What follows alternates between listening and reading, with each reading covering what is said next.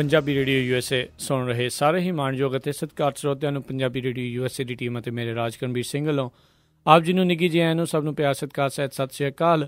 ਖਬਰ ਤੇ ਨਜ਼ਰ ਪ੍ਰੋਗਰਾਮ ਲੈ ਕੇ ਹਾਜ਼ਰ ਹਾਂ, ਜਿਸ ਦੇ ਵਿੱਚ ਤੁਹਾਡੀ ਅਸੀਂ ਗੱਲਬਾਤ ਕਰਾਉਂਦੇ ਹਾਂ ਪੰਜਾਬ ਦੇ ਵਿੱਚ। ਅਤੇ ਸਾਡੇ ਨਾਲ ਜੁੜ ਚੁੱਕੇ ਨੇ ਪਟਿਆਲਾ ਸਟੂਡੀਓਜ਼ ਤੋਂ ਬਲਤੇਜ ਪੰਨੂ ਜੀ। ਬਲਤੇਜ ਪੰਨੂ ਜੀ ਆਇਆਂ ਨੂੰ ਸਤਿ ਸ਼੍ਰੀ ਅਕਾਲ ਹੈ ਜੀ। ਸਤਿ ਸ਼੍ਰੀ ਅਕਾਲ ਜੀ, ਧੰਨਵਾਦ ਜੀ, ਮਿਹਰਬਾਨੀ। ਅਤੇ ਬਿਲਕੁਲ ਜੀ, ਪ੍ਰੋਗਰਾਮ ਖਬਰ 'ਤੇ ਨਜ਼ਰ ਅਸੀਂ ਰੋਜ਼ਾਨਾ ਤੁਹਾਡੇ ਲਈ ਲੈ ਕੇ ਆਉਂਦੇ ਹਾਂ। ਇਸ ਦੇ ਵਿੱਚ ਅਸੀਂ ਪੰਜਾਬ ਪੱਧਰ ਦੀਆਂ ਖਬਰਾਂ, ਉਸ ਦੇ ਨਾਲ ਰਾਸ਼ਟਰ ਪੱਧਰ ਦੀਆਂ ਖਬਰਾਂ, ਉਸ ਦੇ ਉੱਤੇ ਜਿਹੜੀ ਇਹ ਗੱਲਬਾਤ ਕਰਦੇ ਹਾਂ, ਉਸ ਦੀ ਗਹਿਰਾਈ ਤੱਕ ਜਾਣ ਦੀ ਕੋਸ਼ਿਸ਼ ਕਰਦੇ ਹਾਂ। ਸਾਡੇ ਅੱਜ ਦੇ ਪ੍ਰੋਗਰਾਮ ਖਬਰ 'ਤੇ ਨਜ਼ਰ ਹੈ, ਇਸ ਨੂੰ ਸਪਾਂਸਰ ਕੀਤਾ ਰਜਿੰਦਰ ਕੌਰ ਜੀ ਨੇ ਸੈਨ ਹੋਜ਼ੇ ਤੋਂ, ਰਣਜੀਤ ਸਿੰਘ ਜੀ ਨੇ ਲੇਕਵੁੱਡ ਨਿਊ ਜਰਸੀ ਤੋਂ, ਕਰਮਪਾਲ ਸਿੰਘ ਜੀ ਅਤੇ ਜਸਜੀਤ ਕੌਰ ਜੀ ਨੇ ਕਲੋਵਿਸ ਤੋਂ। ਅਸੀਂ ਇਹਨਾਂ ਸਾਰਿਆਂ ਦਾ ਧੰਨਵਾਦ ਕਰਦੇ ਹਾਂ। ਜੇ ਤੁਸੀਂ ਵੀ ਇਸ ਪ੍ਰੋਗਰਾਮ ਨੂੰ ਜਾਂ ਕਿਸੇ ਹੋਰ ਰੇਡੀਓ यूएसए ਦੇ ਪ੍ਰੋਗਰਾਮ ਨੂੰ ਸਪਾਂਸਰ ਕਰਨਾ ਚਾਹੁੰਦੇ ਹੋ, ਉਸ ਦੇ ਲਈ ਤੁਸੀਂ ਸਾਨੂੰ ਸੰਪਰਕ ਕਰ ਸਕਦੇ ਹੋ। ਨੰਬਰ 408 722 7698 408 722 7698 ਦੇ ਉੱਤੇ। ਅਤੇ ਬਲਤੇਜ ਪੰਨੂ ਜੀ, ਆਪਾਂ ਗੱਲਬਾਤ ਜਿਹੜਾ ਉਸ ਦਾ ਸਿਲਸਿਲਾ ਜਿਹੜਾ ਸ਼ੁਰੂ ਕਰਦੇ ਹਾਂ, ਜਿਸ ਦੇ ਵਿੱਚ ਗੱਲ ਕਰਦੇ ਹਾਂ ਜਥੇਦਾਰ ਹੁਣਾਂ ਦੀ। ਜਥੇਦਾਰ ਹੁਣਾਂ ਨੇ ਜਿਹੜਾ ਹਰਿਆਣਾ ਕਮੇਟੀ ਦੇ ਉੱਤੇ ਜਿਹੜਾ ਵਿਰੋਧ ਦੇ ਵਿੱਚ ਇੱਕ ਹੋਰ ਆਦੇਸ਼ ਜਿਹੜਾ ਉਹ ਜਾਰੀ ਕਰ ਦਿੱਤਾ ਆ। ਇਸ ਟਾਈਮ ਕਾਫੀ ਸਰਗਰਮ ਹੋ ਚੁੱਕੇ ਨੇ ਇਹ ਜਥੇਦਾਰ ਜੀ, ਕਿਹਦੇ ਕਹਿਣ ਦੇ ਉੱਤੇ ਕਰ ਰਹੇ ਨੇ? ਇਸ ਵਾਰ ਕੀ ਆਦੇਸ਼ ਇਹਨਾਂ ਨੇ ਜਾਰੀ ਕੀਤਾ ਹੈ? ਜਥੇਦਾਰ ਸਾਹਿਬ ਕੁਛ ਇਸ ਤਰ੍ਹਾਂ ਪਤਾ ਨਹੀਂ ਕਿਉਂ ਲੱਗਣ ਲੱਗ ਗਿਆ ਜੀ ਕਿ ਜਥੇਦਾਰ ਸਾਹਿਬ ਜਿਹੜੇ ਨੇ ਉਹ ਫੇਸਬੁੱਕ ਤੋਂ ਜਾਂ ਤਾਂ ਪ੍ਰਭਾਵਿਤ ਹੋ ਗਏ ਨੇ ਜੀ। ਉਹਨਾਂ ਦੇ ਜੋ ਸਟੇਟਸ ਪਾਉਣਾ ਹੁੰਦਾ ਜੀ, ਇਸ ਤਰੀਕੇ ਦੇ ਨਾਲ ਰੋਜ਼ ਕੋਈ ਨਾ ਕੋਈ ਜਿਹੜੇ ਆਦੇਸ਼ ਨੇ ਉਹ ਜਾਰੀ ਕਰਨ ਲੱਗ ਗਏ ਨੇ ਜੀ। ਉਹਨਾਂ ਨੇ ਕੋਈ ਨਾ ਕੋਈ ਰੋਜ਼ ਸ਼ਾਇਦ ਆਦੇਸ਼ ਜਾਰੀ ਕਰਨਾ ਹੀ ਹੁੰਦਾ ਜੀ। ਤੋਂ ਹੁਣ ਜਦੋਂ ਕਿ ਇੱਕ ਪਾਸੇ ਇਹ ਸਾਰਾ ਕੁਝ ਰੋਕ ਲਿਆ ਗਿਆ, ਭਾਵ ਕਿ ਜਿਹੜਾ 27 ਵਾਲਾ ਸਮਾਗਮ ਸੀਗਾ ਉਹ ਰੁਕ ਗਿਆ, 28 ਵਾਲਾ ਰੁਕ ਗਿਆ ਜੀ। ਇਸ ਆਦੇਸ਼ ਨੂੰ ਜਾਰੀ ਕਰਨ ਦੀ ਜ਼ਰੂਰਤ ਕਿਉਂ ਪੈ ਗਈ ਜੀ, ਇਹ ਸਮਝ ਤੋਂ ਪਰੇ ਆ। ਅਕਾਲ ਤਖ਼ਤ ਸਾਹਿਬ ਦੇ ਜਥੇਦਾਰ ਨੇ ਆਦੇਸ਼ ਜਿਹੜਾ ਦੀ ਰੋਕਿਆ ਦਿੱਤਾ ਜੀ ਕਿ ਹਰਿਆਣੇ ਦੀ ਕਮੇਟੀ ਜਿਹੜੀ ਆ ਉਹ ਹੁਣ ਕੰਮਕਾਜ ਜਿਹੜਾ ਜੀ ਉਹ ਨਹੀਂ ਕਰ ਸਕਦੀ। ਸਿੱਖ ਜਥੇਬੰਦੀਆਂ ਮਸਲੇ ਦੇ ਹੱਲ ਤੱਕ ਮੀਡੀਆ ਦੇ ਵਿੱਚ ਬਿਆਨਬਾਜ਼ੀ ਜਿਹੜੀ ਆ ਉਹ ਨਾ ਕਰਨ, ਜਥੇਦਾਰ ਸਾਹਿਬ ਕਹਿੰਦੇ ਨੇ। ਜਿਹੜਾ ਸਿੱਖੀਜ਼ਮ ਹੈ ਨਾ ਜੀ, ਇਹ ਤਾਂ ਸਭ ਨੂੰ ਪਤਾ ਜੀ, ਇਹਦੇ ਤਾਂ ਦੱਸਣ ਦੀ ਲੋੜ ਨਹੀਂ ਕਿ ਇਹ ਤਾਂ ਤਰਕ ਤੋਂ ਜਿਹੜਾ ਸ਼ੁਰੂ ਹੋਇਆ ਸੀਗਾ ਜੀ ਕਿ ਰੋਸ ਨਾ ਕੀਜੈ ਉੱਤਰ ਦੀਜੈ। ਇਹ ਤਾਂ ਗੁਰਬਾਣੀ ਦੀਆਂ ਤੁਕਾਂ ਨੇ ਨਾ ਜੀ। ਸੋ ਇਹ ਜਿਹੜਾ ਜੀ ਰੋਕਿਆ ਜਾ ਰਿਹਾ ਚਾਰ ਸਿਰੇ ਤੋਂ, ਉੱਥੇ ਉਹਨਾਂ ਨੂੰ ਕੰਮ ਨਹੀਂ ਕਰਨ ਦੇਣਾ। ਔਰ ਦੂਜੇ ਪਾਸੇ ਜੀ ਜਿਹੜਾ ਇਹ ਕਿਹਾ ਜਾਣਾ ਜੀ ਕਿ ਕੋਈ ਮੀਡੀਆ ਦੇ ਵਿੱਚ ਨਾ ਜਾਵੇ, ਕਿ ਮੀਡੀਆ ਦੇ ਵਿੱਚ ਜਾਣ ਦਾ ਜਿਹੜਾ ਹੱਕ ਆ ਉਹ ਸਿਰਫ ਜਥੇਦਾਰ ਸਾਹਿਬ ਨੂੰ ਹੀ ਹੈ ਜੀ। ਸੋ ਇਹ ਸਮਝ ਤੋਂ ਪਰੇ ਵਾਲੀ ਗੱਲ ਆ। ਪਰ ਇਹ ਆਦੇਸ਼ ਨਵਾਂ ਜਿਹੜਾ ਜੀ ਉਹ ਜਾਰੀ ਕਰ ਦਿੱਤਾ ਗਿਆ। ਤਕਰਾਰ ਮਿਟਾਉਣ ਦੀ ਬਜਾਏ, ਘਟਾਉਣ ਦੀ ਬਜਾਏ ਇਹ ਵਧਾਉਣ ਵੱਲ ਨੂੰ ਅਜੇ ਵੀ ਤੁਰੇ ਹੋਏ ਨੇ ਜੀ। ਤੇ ਕਿਤੇ ਤੁਹਾਨੂੰ ਬਲਤੇਜ ਪੰਨੂ ਜੀ ਇਸ ਤਰੀਕੇ ਨਾਲ ਨਹੀਂ ਲੱਗ ਰਿਹਾ ਵੀ ਜਿਹੜੇ ਬਾਦਲ ਹੋਣੀ ਆ ਉਹ ਜਿਹੜੇ ਚਾਰੋਂ ਖਾਨੇ ਚਿੱਤ ਹੋ ਗਏ? ਨਾ ਕੇਂਦਰ ਨੇ ਸੁਣੀ, ਨਾ ਇਹਨਾਂ ਦੇ ਜਿਹੜਾ ਇਹਨਾਂ ਨੇ ਕਾਨਫਰੰਸ ਵਾਲੀ ਗੱਲ ਕੀਤੀ ਉਸ ਪਾਸੇ ਉਹ ਗੱਲ ਬਣੀ। ਤਾਂ ਹੁਣ ਇਹ ਅਕਾਲ ਤਖ਼ਤ ਨੂੰ ਜਿਹੜਾ ਹੈ ਜੀ, ਉਸਦੇ ਜਥੇਦਾਰ ਨੂੰ ਜਿਹੜਾ ਜੀ ਵਰਤ ਰਹੇ ਆ ਵੀ ਜੇ ਸਾਡਾ ਨਹੀਂ ਕਾਮਯਾਬ ਹੁੰਦਾ ਤੇ ਅਸੀਂ ਇਹਨਾਂ ਦਾ ਵੀ ਨਾ ਕਾਮਯਾਬ ਹੋਣ ਦਈਏ।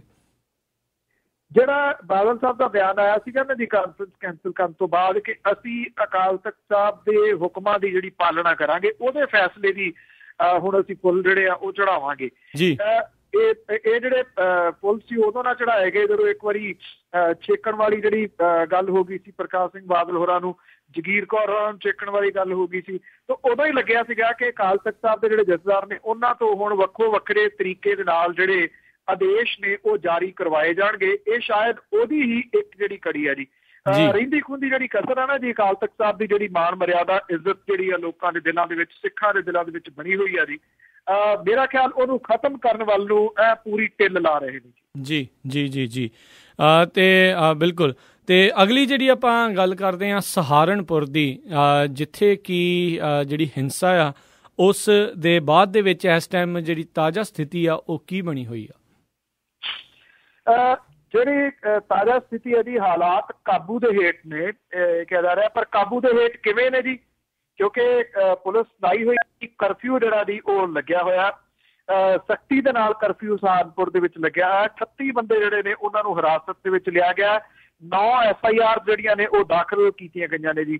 ਸਿਆਸੀ ਪਾਰਟੀਆਂ ਦੇ ਵੱਲੋਂ ਇੱਕ ਦੂਜੇ ਦੇ ਉੱਤੇ ਦੂਸ਼ਣਬਾਜ਼ੀਆਂ ਜਿਹੜੀਆਂ ਨੇ ਉਹ ਜਾਰੀ ਨੇ ਜੀ। ਹਾਲਾਤ ਇਹੋ ਜਿਹੇ ਬਣੇ ਹੋਏ ਨੇ ਕਿ ਸ਼ਹਿਰ ਦੇ ਵਿੱਚ ਸ਼ਰਾਰਤੀ ਅੰਸਰਾਂ ਨੂੰ ਵੇਖਦਿਆਂ ਸਾਰ ਗੋਲੀ ਮਾਰਨ ਦੇ ਹੁਕਮ ਜਿਹੜੇ ਨੇ ਉਹ ਕੀਤੇ ਗਏ ਨੇ ਜੀ। ਜੀ ਸਹਾਰਨਪੁਰ ਦੀ ਜ਼ਿਲ੍ਹਾ ਮੈਜਿਸਟਰੇਟ ਜਿਹੜੀ ਸੰਧਿਆ ਤਿਵਾੜੀ ਹੈ ਜੀ, ਉਹਨਾਂ ਨੇ ਦੱਸਿਆ ਕਿ ਹਿੰਸਾ ਦੀਆਂ ਵਾਰਦਾਤਾਂ ਦੇ ਵਿੱਚ 38 ਲੋਕ ਜਿਹੜੇ ਨੇ ਉਹਨਾਂ ਨੂੰ ਗ੍ਰਿਫਤਾਰ ਕੀਤਾ ਗਿਆ। ਉਹ ਦਾਅਵਾ ਕਰ ਰਹੇ ਨੇ ਕਿ ਹਾਲਾਤ ਆਮ ਵਰਗੇ ਹੁੰਦੇ ਜਾ ਰਹੇ ਨੇ, ਪਰ ਦੂਜਾ ਜਿਵੇਂ ਮੈਂ ਤੁਹਾਨੂੰ ਦੱਸਿਆ ਕਿ ਸ਼ਰਾਰਤੀਆਂ ਨੂੰ ਵੇਖਦੇ ਸਾਰ ਗੋਲੀ ਮਾਰਨ ਦੇ ਹੁਕਮ ਜਿਹੜੇ ਉਹ ਦਿੱਤੇ ਗਏ ਨੇ। ਭਾਰਤ ਦੇ ਗ੍ਰਹਿ ਮੰਤਰੀ ਰਾਜਨਾਥ ਸਿੰਘ ਹੋਰਾਂ ਨੂੰ ਪਲ ਪਲ ਦੀ ਜਿਹੜੀ ਸਥਿਤੀ ਹੈ ਉਹਦੇ ਤੋਂ ਜਾਣੂ ਕਰਵਾਇਆ ਜਾ ਰਿਹਾ ਜੀ ਕਿ ਕਿਹੋ ਜਿਹੀ ਸਥਿਤੀ ਹੈ। ਉਧਰ ਸ਼੍ਰੋਮਣੀ ਕਮੇਟੀ ਟੀਮ ਨੇ ਜੀ ਆਪਣੀ ਜਾਂਚ ਰਿਪੋਰਟ ਜਿਹੜੀ ਹੈ ਜੀ ਉਹ ਪੇਸ਼ ਕੀਤੀ ਹੈ ਸ਼੍ਰੋਮਣੀ ਗੁਰਦੁਆਰਾ ਪ੍ਰਬੰਧਕ ਕਮੇਟੀ ਨੂੰ। ਉਹਨਾਂ ਤੋਂ ਉਹ ਜੀ ਜੋ ਕਾਨੂੰਨ ਨੇ ਕਰਨਾ ਇਹ ਸਮਝਣਾ ਚਾਹੀਦਾ ਜੀ। ਦੋਵੇਂ ਜਿਹੜੀਆਂ ਘੱਟ ਗਿਣਤੀਆਂ ਨੇ ਉਹਨਾਂ ਨੂੰ ਔਰ ਜਿਹੜੀ ਤੱਤੀ ਬਿਆਨਬਾਜ਼ੀ ਹੈ ਨਾ ਜੀ ਉਹਦੇ ਤੋਂ ਬਚਣ ਦੀ ਜ਼ਰੂਰਤ ਹੈ। ਇਹ ਜਿਹੜੀ ਦੋਵੇਂ ਪਾਸਿਆਂ ਤੋਂ ਹੋਣੀ ਸ਼ੁਰੂ ਹੋ ਗਈ ਆ। ਇਹ ਅੱਗ ਹੈ ਕਿਤੇ ਸਹਾਰਨਪੁਰ ਤੋਂ ਨਿਕਲਦੀ ਹੋਈ ਮੁਲਕ ਭਰ ਦੇ ਵਿੱਚ ਜਿਹੜੀ ਆ ਜਾਂ ਉੱਤਰ ਪ੍ਰਦੇਸ਼ ਦੇ ਵਿੱਚ ਸਾਰੇ ਜਗ੍ਹਾ ਜਿਹੜੀ ਫੈਲ ਗਈ ਤਾਂ ਇਹ ਦੋ ਜਿਹੜੇ ਘੱਟ ਗਿਣਤੀ ਭਾਈਚਾਰੇ ਨੇ ਜੇ ਆਪਸ ਦੇ ਵਿੱਚ ਟਕਰਾਅ ਦੇ ਵਿੱਚ ਤਾਂ ਇਹ ਬਿੱਲੀਆਂ ਦੇ ਰੋਟੀ ਵੰਡਣ ਵਾਲੀ ਜਿਹੜੀ ਗੱਲ ਆ ਨਾ ਜੀ ਉਹ ਹੋ ਜਾਣੀ ਹੈ। ਤਮਾਸ਼ਾ ਦੇਖਣਾ ਇਹ ਸਮਝਣਾ ਚਾਹੀਦਾ ਇਹਨਾਂ ਦੋਨਾਂ ਕਮਿਊਨਿਟੀਜ਼ ਨੂੰ। ਜੀ ਜੀ ਜੀ ਬਿਲਕੁਲ ਜੀ। ਇਹਤਿਆਤ ਵਰਤਣ ਦੀ ਜਿਹੜੀ ਜੀ ਇਹਨਾਂ ਸਾਰਿਆਂ ਨੂੰ ਲੋੜ ਹੈਗੀ ਆ। ਕਿਸੇ ਵੀ ਪਾਸੇ ਜਿਹੜਾ ਜੀ ਵੱਧ ਚੜ੍ਹ ਕੇ ਇੱਦਾਂ ਹਿੰਸਕ ਰੂਪ ਜਿਹੜਾ ਜੀ ਉਹ ਨਾ ਅਖਤਿਆਰ ਹੋਵੇ ਬਾਕੀ ਪਾਸੇ ਨੂੰ। ਅਗਲੀ ਗੱਲ ਕਰਦੇ ਹਾਂ ਜੀ ਆਮ ਆਦਮੀ ਪਾਰਟੀ ਦੀ। ਅਤੇ ਆਮ ਆਦਮੀ ਪਾਰਟੀ ਨੇ ਜਿਹੜੇ ਆਪਣੇ ਦੋ ਉਮੀਦਵਾਰ ਆ ਤਲਵੰਡੀ ਸਾਬੋ ਤੋਂ ਅਤੇ ਪਟਿਆਲਾ ਤੋਂ ਉਹਨਾਂ ਨੇ ਜਿਹੜਾ ਆ ਉਸ ਦਾ ਐਲਾਨ ਤਾਂ ਕਰ ਦਿੱਤਾ ਆ, ਪਰ ਕਿਤੇ ਨਾ ਕਿਤੇ ਜਿਹੜੇ ਆਮ ਆਦਮੀ ਪਾਰਟੀ ਦੇ ਵੱਲੋਂ ਇਹ ਜਿਹੜੇ ਦੋ ਉਮੀਦਵਾਰ ਜਿਹੜੇ ਦੱਸੇ ਗਏ ਆ ਉਸ ਨੂੰ ਲੈ ਕੇ ਲੋਕਾਂ ਦੇ ਵਿੱਚ ਉਹਨਾਂ ਉਤਸ਼ਾਹ ਜਿਹੜਾ ਹੈ ਜੀ ਉਹ ਨਹੀਂ ਨਜ਼ਰ ਆਇਆ ਜਿੱਦਾਂ ਜਿਸ ਦੇ ਵਿੱਚ ਇੱਕ ਸਿੰਗਰ ਬਲਕਾਰ ਸਿੱਧੂ ਅਤੇ ਅਕਾਲੀ ਪਾਰਟੀ ਤੋਂ ਆਏ ਹੋਏ ਅਦਾਲਤੀ ਵਾਲਾ ਆ ਉਹਨਾਂ ਨੂੰ ਜਿਹੜੀਆਂ ਟਿਕਟਾਂ ਮਿਲੀਆਂ ਆ। ਇਸ ਨੂੰ ਜਿਹੜਾ ਜੀ ਲੈ ਕੇ ਕੀ ਜਿਹੜਾ ਜੀ ਲੋਕਾਂ ਦੇ ਵਿੱਚ ਭਾਵਨਾ ਬਣੀ ਹੋਈ ਆ? ਆਮ ਆਦਮੀ ਪਾਰਟੀ ਨੇ ਉਮੀਦਵਾਰ ਜਿਹੜੇ ਇਹ ਐਲਾਨੇ ਨੇ ਜੀ ਤਲਵੰਡੀ ਸਾਬੋ ਤੋਂ ਖੰਡ ਮਿਸ਼ਰੀ ਵਾਲਾ ਗਾਇਕ ਬਲਕਾਰ ਸਿੱਧੂ ਤੇ ਹਰਜੀਤ ਸਿੰਘ ਅਦਾਲਤੀ ਵਾਲਾ ਤੇ ਪਟਿਆਲੇ ਤੋਂ ਉਹਨਾਂ ਨੇ ਉਮੀਦਵਾਰ ਜਿਹੜੇ ਨੇ ਉਹ ਐਲਾਨ ਦਿੱਤੇ ਨੇ ਜੀ।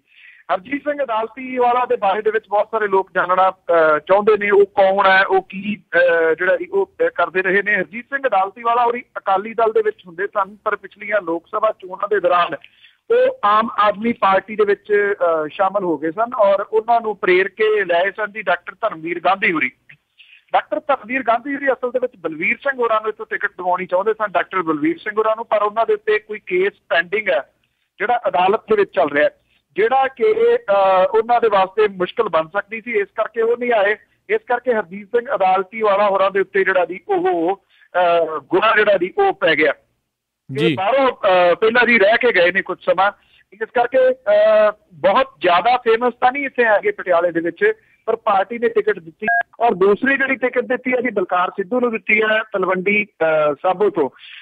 ਤਲਵੰਡੀ ਸਾਬੋ ਦੇ ਵਿੱਚ ਜਿਹੜੇ ਜੀਤ ਮਹਿੰਦਰ ਸਿੰਘ ਨੂੰ ਟਿਕਟ ਅਕਾਲੀ ਦਲ ਨੇ ਦਿੱਤੀ ਹੈ, ਜਿਹੜੇ ਛੜੱਪੇ ਮਾਰ ਆਗੂ ਨੇ ਜੀ ਕਦੀ ਕਿਤੇ ਹਰਵਿੰਦਰ ਸਿੰਘ ਜੱਸੀ ਉਹਨਾਂ ਨੂੰ ਦਿੱਤੀ ਹੈ ਜੀ ਕਾਂਗਰਸ ਨੇ।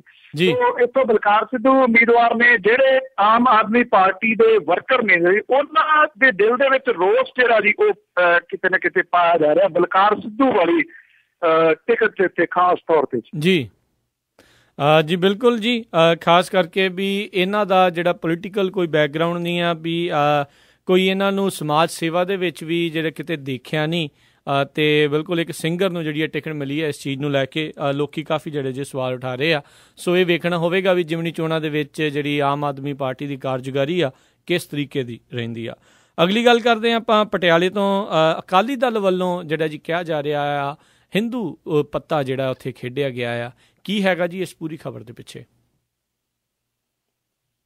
ਜਿਹੜੇ ਅਕਾਲੀ ਦਲ ਹੈ ਜੀ ਪਾਸੇ ਉਹ ਪੰਥਕ ਮੋਰਚਾ ਲਾ ਰਿਹਾ ਜੀ, ਦੂਜੇ ਪਾਸੇ ਆਪਣੇ ਆਪ ਨੂੰ ਪੰਜਾਬੀ ਪਾਰਟੀ ਜਿਹੜੀ ਹੈ ਨਾ ਉਹ ਸਿੱਧ ਕਰਨ ਦੇ ਵਾਸਤੇ ਉਹ ਵੀ ਟਿੱਲ ਪੂਰਾ ਲਾਈ ਜਾਂਦਾ ਜੀ ਨਾਲ। ਜੀ ਪਟਿਆਲਾ ਸ਼ਹਿਰੀ ਵਿਧਾਨ ਸਭਾ ਹਲਕੇ ਤੋਂ ਜ਼ਿਮਨੀ ਚੋਣ ਦੇ ਵਾਸਤੇ ਅਕਾਲੀ ਦਲ ਨੇ ਆਪਣੇ ਉਮੀਦਵਾਰ ਦਾ ਐਲਾਨ ਕੀਤਾ ਜੀ। ਇਹ ਭਗਵਾਨ ਦਾਸ ਜਨੇਜਾ ਨੇ ਜਿਨ੍ਹਾਂ ਨੂੰ ਅਕਾਲੀ ਦਲ ਨੇ ਮੈਦਾਨ ਦੇ ਵਿੱਚ ਜਿਹੜਾ ਜੀ ਉਹ ਉਤਾਰਿਆ।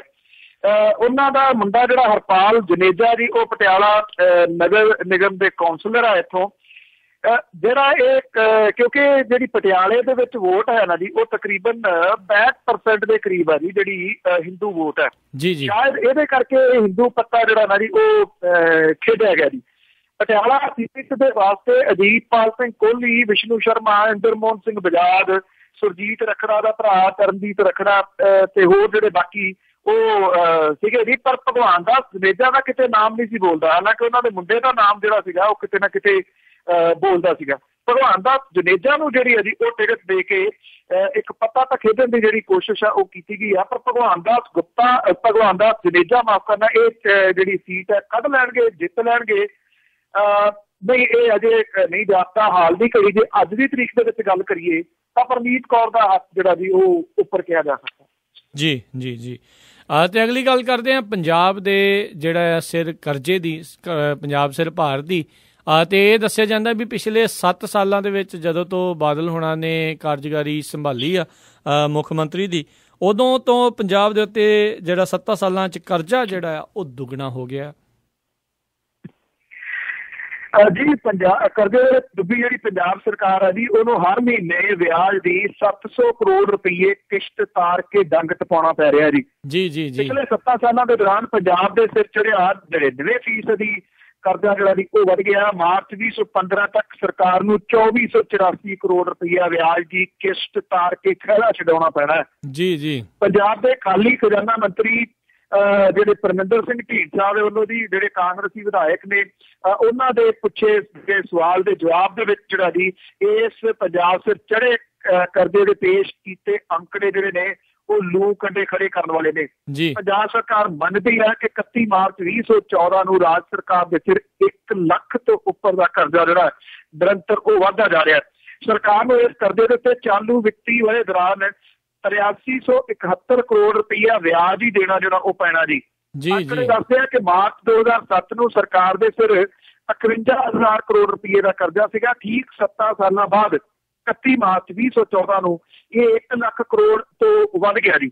1,0970 ਕਰੋੜ ਰੁਪਏ ਜਿਹੜਾ ਜੀ ਹੋ ਗਿਆ।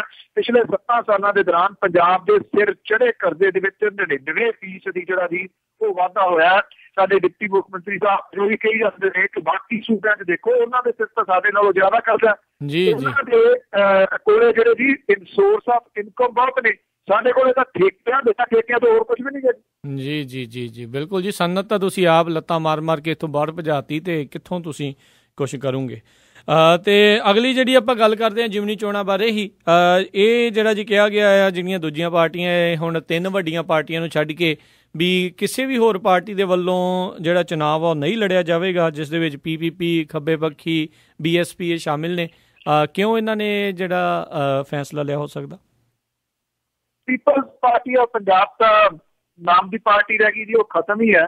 ਕਿਉਂਕਿ ਇੱਥੇ ਬੜਾ ਇੱਕ ਸਵਾਲੀਆ ਚਿੰਨ੍ਹ ਜਿਹੜਾ ਜੀ ਉਹ ਖੜਾ ਹੁੰਦਾ ਜਦੋਂ ਉਹਨਾਂ ਦਾ ਪ੍ਰਧਾਨ ਉਹਨੇ ਮੈਂਬਰਸ਼ਿਪ ਹੀ ਲੈ ਲਈ ਹੈ, ਫਿਰ ਕਾਹਦੀ PPP ਜਿਹੜੀ ਉਹ ਰਹਿ ਗਈ। ਉਹਨੇ ਤਾਂ ਕਾਂਗਰਸ ਜਿਹੜੀ ਹੈ ਜੀ ਉਹਦੀ ਮਦਦ ਕਰ ਦਿੱਤੀ ਹੈ ਦੋਨਾਂ ਥਾਵਾਂ ਤੋਂ ਜੀ। ਜਿਹੜੀਆਂ ਖੱਬੇ ਪੱਖੀ ਧਿਰਾਂ ਨੇ ਉਹਨਾਂ ਨੇ ਇਹ ਚੋਣਾਂ ਨਾ ਲੜਨ ਦੀ ਗੱਲ ਕੀਤੀ ਆ। ਬਹੁਜਨ ਸਮਾਜ ਪਾਰਟੀ ਜਿਹੜੀ ਹੈ ਜੀ ਉਹ ਉਮੀਦਵਾਰ ਖੜੇ ਨਹੀਂ ਕਰ ਰਹੀ। ਅਕਾਲੀ ਦਲ ਅੰਮ੍ਰਿਤਸਰ ਨੇ ਆਪਣੀ ਜਿਹੜੀ ਮੀਟਿੰਗ ਆ ਅੰਮ੍ਰਿਤਸਰ ਦੇ ਵਿੱਚ ਅੱਜ ਸੱਦੀ ਹੋਈ ਆ, ਉਹ ਇਹਦੇ ਬਾਰੇ ਕੀ ਫੈਸਲਾ ਲੈਂਦੇ ਆ ਇਹ ਦੇਖਿਆ ਜਾਊਗਾ ਜੀ। ਜਿਹੜੀਆਂ ਲੋਕ ਸਭਾ ਦੀਆਂ ਚੋਣਾਂ ਹੋ ਕੇ ਹਟੀਆਂ ਨੇ ਉਹਦੇ ਵਿੱਚ ਜਿਹੜੀਆਂ ਖੱਬੇ ਪੱਖੀ ਧਿਰਾਂ ਨੇ, ਪੀਪਲਜ਼ ਪਾਰਟੀ ਆਫ ਪੰਜਾਬ ਹੈ ਜਾਂ ਬਹੁਜਨ ਸਮਾਜ ਪਾਰਟੀ ਹੈ ਜੀ, ਉਹ ਖੁੱਡੇ ਲਾਈਨ ਲੱਗੀਆਂ ਨੇ ਜੀ ਸਾਰੀਆਂ। ਉਹਨਾਂ ਦਾ ਵੋਟ ਬੈਂਕ ਇੰਨਾ ਜ਼ਿਆਦਾ ਜਿਹੜਾ ਜੀ ਉਹ ਟੁੱਟ ਗਿਆ ਕਿ ਉਹ ਹੁਣ ਦੁਬਾਰਾ ਮੁੜ ਕੇ ਪੈਰਾਂ ਸਿਰ ਖੜੇ ਹੋ ਸਕਣਗੇ ਜੀ। ਇਹ ਆਪਣੇ ਆਪ ਦੇ ਵਿੱਚ ਇੱਕ ਸਵਾਲ ਹੈ। ਹਾਲਾਂਕਿ ਸਿਮਰਜੀਤ ਸਿੰਘ ਮਾਨ ਹੋਰਾਂ ਵਾਲਾ ਜਿਹੜਾ ਅਕਾਲੀ ਦਲ ਆ ਉਹ ਵੀ ਇਹਨਾਂ ਹੀ ਹਾਲਾਤਾਂ ਦੇ ਵਿੱਚ ਚਲੇ ਗਿਆ ਜੀ। ਕਿ ਉਹਦਾ ਵੀ ਵੋਟ ਬੈਂਕ ਇੰਨਾ ਟੁੱਟ ਗਿਆ ਕਿ ਉਹਨਾਂ ਦੀਆਂ ਜ਼ਮਾਨਤਾਂ ਵੀ ਹੁਣ ਨਹੀਂ ਬਚਦੀਆਂ।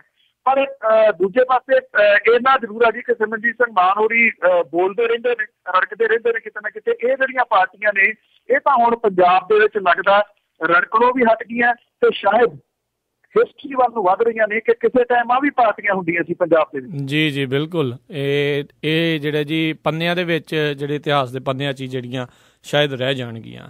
ਅਗਲੀ ਜਿਹੜੀ ਗੱਲ ਤੁਹਾਨੂੰ ਪੁੱਛਣਾ ਚਾਹਾਂਗੇ ਵੀ ਜਿਹੜੇ ETT ਦੇ ਅਧਿਆਪਕ ਆ ਜਿਨ੍ਹਾਂ ਜਸਵਿੰਦਰ ਸਿੱਧੂ ਜਿਹੜੇ ਕਿ ਮਰਨ ਵਰਤ ਤੇ ਬੈਠੇ ਹੋਏ ਆ, ਕੀ ਲੇਟੈਸਟ ਅਪਡੇਟ ਹੈਗੀ ਹੈ ਜੀ ਉਹਨਾਂ ਦੀ?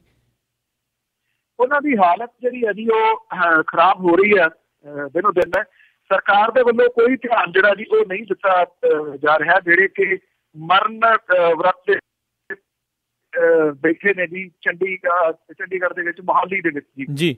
ਇਹ ਪੰਜਾਬ ਭਰ ਦੇ ਜਿਹੜੇ ETT ਟੀਚਰਸ ਨੇ ਜੀ, ਉਹਨਾਂ ਦੀਆਂ ਸੇਵਾਵਾਂ ਜਿਹੜੀਆਂ ਸਿੱਖਿਆ ਵਿਭਾਗ ਅਧੀਨ ਕਰਨ ਦੀ ਮੰਗ ਨੂੰ ਲੈ ਕੇ ਜੀ ਉਹ ਮੋਹਾਲੀ ਦੇ ਫੇਜ਼ 8 ਦੇ ਵਿੱਚ ਡਾਇਰੈਕਟਰ ਜਨਰਲ ਸਕੂਲ ਸਿੱਖਿਆ ਬੋਰਡ ਤੇ DPI ਦੇ ਦਫ਼ਤਰ ਦੇ ਬਾਹਰ ਜਿਹੜੇ ਜੀ ਉਹ ਬੈਠੇ ਨੇ।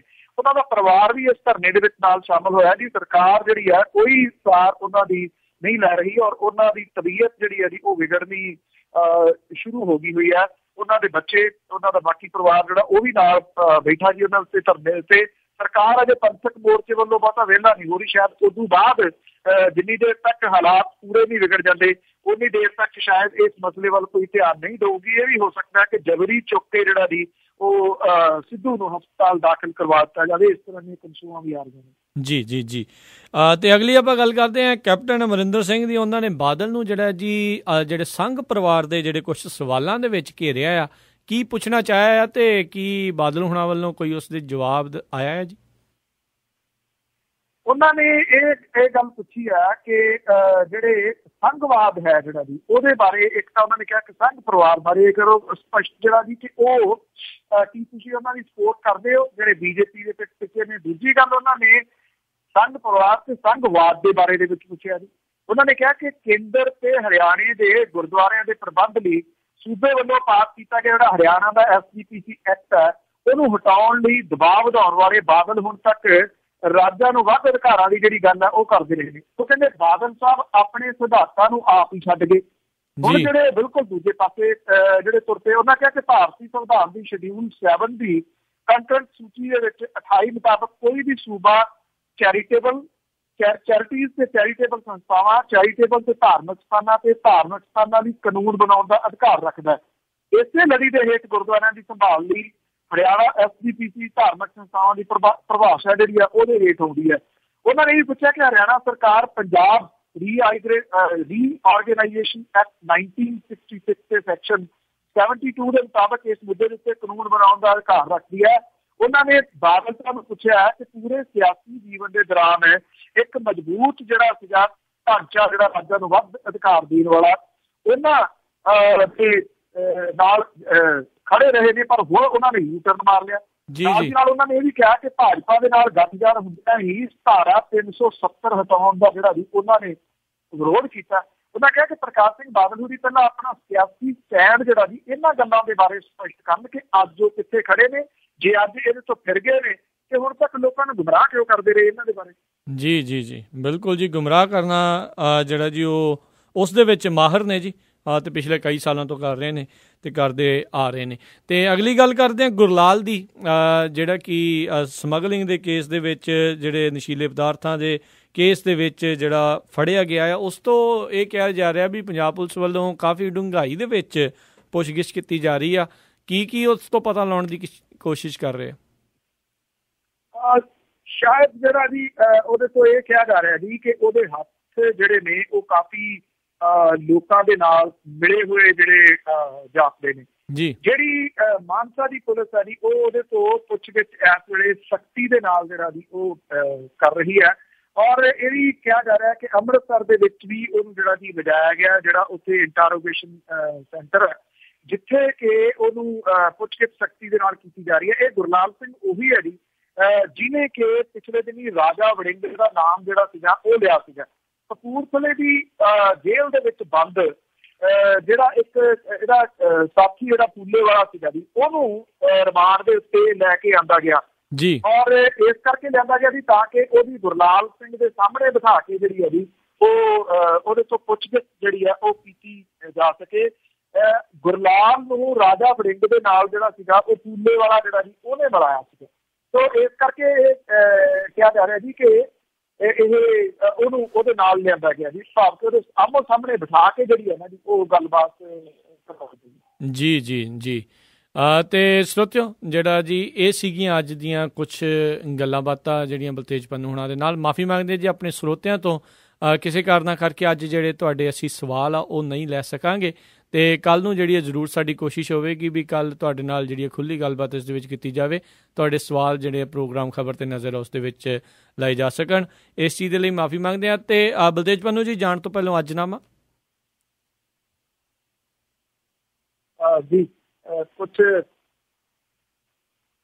ਇਸ ਤਰ੍ਹਾਂ ਦੀ ਬਾਤ ਕਰਨਾ ਕਿ ਇੱਕ ਪੁੱਤਰ ਜਦ ਬਾਪ ਨੂੰ ਮਾਰ ਧਰਿਆ, ਪੁੱਤਰ ਦੂਜੇ ਨੇ ਭਾਈ ਫਿਰ ਮਾਰਿਆ ਜੀ। ਇੱਕ ਪੁੱਤਰ ਜਦ ਬਾਪ ਨੂੰ ਮਾਰ ਧਰਿਆ, ਪੁੱਤਰ ਦੂਜੇ ਨੇ ਭਾਈ ਫਿਰ ਮਾਰਿਆ ਪਹਿਲੇ ਪੁੱਤ ਨੇ ਜ਼ਰਾ ਨਹੀਂ ਸੋਚਿਆ ਨਾ ਹੀ ਦੂਜੇ ਫਿਰ ਰਤਾ ਵਿਚਾਰਿਆ ਜੀ। ਜਾਇਦਾਦ ਦਾ ਘਰੋਂ ਘਰ ਪਿਆ ਰੱਫੜ, ਇਸੇ ਕਈ ਥਾਂ ਕਹਿਰ ਗੁਜ਼ਾਰਿਆ ਮਾਇਆ ਜਿਹਦੇ ਵੀ ਸਿਰ ਸਵਾਰ ਹੋਵੇ ਇਹਨੂੰ ਜਾਂਦਾ ਨਾ ਫੇਰ ਉਤਾਰਿਆ ਜੀ। ਪਿੱਛੇ ਮਾਇਆ ਦੇ ਆਮ ਮਨੁੱਖ ਲੜਦੇ, ਮੋਹ ਸਾਧਾਂ ਦਾ ਇਸ ਤੋਂ ਛੁੱਟਦਾ ਨਹੀਂ ਜੀ। ਪਿੱਛੇ ਮਾਇਆ ਦੇ ਆਮ ਮਨੁੱਖ ਲੜਦੇ, ਮੋਹ ਸਾਧਾਂ ਦਾ ਇਸ ਤੋਂ ਛੁੱਟਦਾ ਨਹੀਂ। ਕਥਾ ਕਰਦਾ ਚੜਾਵੇ ਵੱਲ ਸਾਧ ਵੇਖੇ, ਅੱਖ ਨੋਟਾਂ ਦੇ ਢੇਰ ਤੋਂ ਪੁੱਟਦਾ ਨਹੀਂ। ਜੀ ਜੀ ਜੀ ਜੀ, ਬਹੁਤ ਬਹੁਤ ਤੁਹਾਡਾ ਧੰਨਵਾਦ ਬਲਤੇਜ ਪੰਨੂ ਜੀ। ਕੱਲ੍ਹ ਨੂੰ ਆਪਾਂ ਆਪਣੇ ਸਰੋਤਿਆਂ ਨੂੰ ਇੱਕ ਵਾਰੀ ਫੇਰ ਮਿਲਾਂਗੇ ਜੀ ਪ੍ਰੋਗਰਾਮ ਖਬਰ ਤੇ ਨਜ਼ਰ ਦੇ ਵਿੱਚ। ਉਦੋਂ ਤੱਕ ਲਈ ਤੁਹਾਡਾ ਬਹੁਤ ਬਹੁਤ ਧੰਨਵਾਦ ਤੇ ਸਤਿ ਸ਼੍ਰੀ ਅਕਾਲ।